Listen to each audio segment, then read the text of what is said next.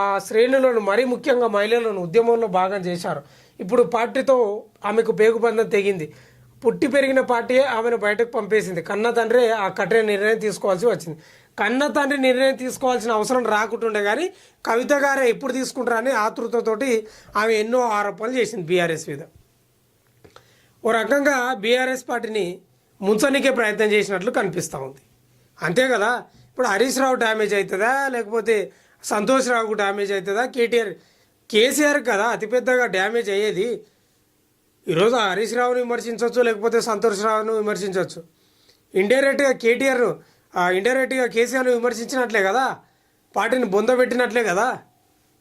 ఇక కేసీఆర్ గారు కన్నబిడ్డని కొంత నిర్ణయం తీసుకోలేదు, కఠిన నిర్ణయం.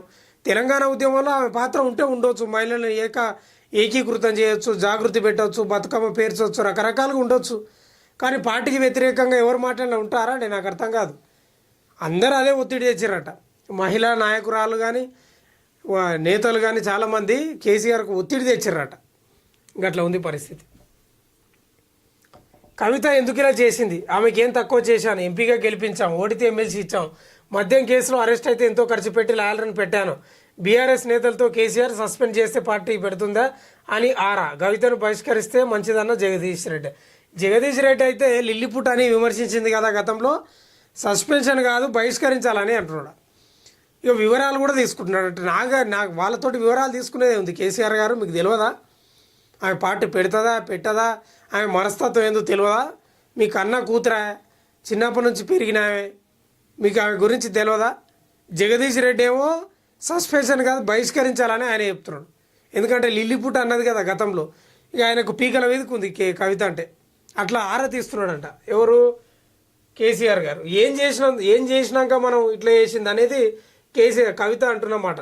కేసీఆర్ గారి దగ్గర పెద్ద డిబేట్లు ఏం లేవు, డిస్ప్యూట్లు ఏం లేవు కవితకు. కానీ కేటీఆర్, హరీష్ రావు, సంతోష్ రావు తోటి ఉంది. అందుకే కదా కేసీఆర్ దేవుడు, ఆయన చుట్టూ దయ్యాలు ఉన్నాయి, ఇవాళ అవినీతి మరకలు అంటున్నాయంటే కారణం హరీష్ రావు, సంతోష్ రావు అని చెప్తున్నది. అందుకే కదా కేసీఆర్ మీద మంచి ఒపీనియనే ఉంది. ఏం తక్కువ చేసినావు అంటే ఏం తక్కువ చేయలే. ఆయనకు ముఖ్యమంత్రి పదవి కావాలి, లేకపోతే వర్కింగ్ ప్రెసిడెంట్ కావాలి, రకరకాల పదవులు కోరుకుంటుంది. అవి ఇచ్చే పరిస్థితి లేదు. అట్లా కవితను బహిష్కరిస్తే మంచిదన్న జగదీష్ రెడ్డి అంట. జగదీష్ రెడ్డికి ఉంది పెద్ద పని.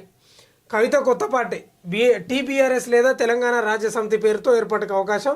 పార్టీ సభ్యత్వానికి, ఎమ్మెల్సీ పదవికి రాజీనామా చేయాలన్న నిర్ణయం. నేడు భవిష్యత్తు కార్యాచరణ వెల్లడి. సస్పెన్షన్ దుర్మార్గం, జాగృతి శ్రేణులు అంటారు. కవిత కొత్త పార్టీ పెట్టే అవకాశాలు ఉన్నాయంటే ఉన్నాయనే కనిపిస్తున్నాయి. నాకు వస్తున్న సమాచారం, నేను అనుకుంటున్న ప్రకారం అయితే 100% కవిత జైలుకు వచ్చినాక జగమొండిగా తయారైపోయింది. ఇంక ఏదన్నా కానీ అయింది. ఇవాళ కాకపోవచ్చు, రేపు కాకపోవచ్చు, ముఖ్యమంత్రి ఇంకొక 20 ఏళ్ళ కన్నా కానీ ఏదన్నా కానీ కొట్లాడతా, తాడో పేడో తెలుసుకుంటా. రేపు తెలంగాణలో బీఆర్ఎస్ ఉండాలి, టీబీఆర్ఎస్ ఉండాలి అనే విధంగా కవిత ఒక నిర్ణయానికి వచ్చినట్లు కనిపిస్తూ ఉంది. ఇక ఓ రకంగా అయితే నాకేమనిపిస్తుంది అంటే ఈమె జైలుకు వచ్చినాకనే ఎక్కువ